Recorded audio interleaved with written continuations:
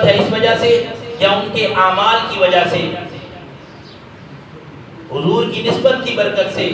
تو بات ہی ختم ہو گئی۔ جب ہمارا معیار صحابہ سے محبت کا حضور کی نسبت ہے، صحابہ کے اعمال نہیں ہیں، تو پھر ہمیں اس بات پہ غور کرنا چاہیے کہ جب نسبت حضور کی ہے اور محبت کا پیمانہ حضور کی نسبت ہے تو پھر مجھے اور آپ کو زیب نہیں دیتا کہ ہم ان کے اعمال پر انگلی اٹھائیں۔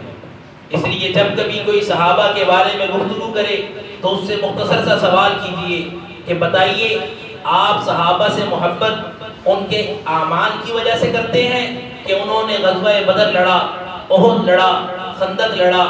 بدر حنین لڑا، تبوک لڑا، یہ تمام غزوات لڑے اور بڑے بڑے اعمال میں اونچے مقام پر پہنچے، اس وجہ سے ان سے محبت کرتے ہیں یا حضور کی نسبت کی وجہ سے؟ اگر وہ یہ کہہ دے کہ حضور کی نسبت کی وجہ سے تو پھر اعتراض اور بحث و مباحثہ بنتا ہی نہیں، اس لیے کہ جب محبت کا معیار نسبت ہے،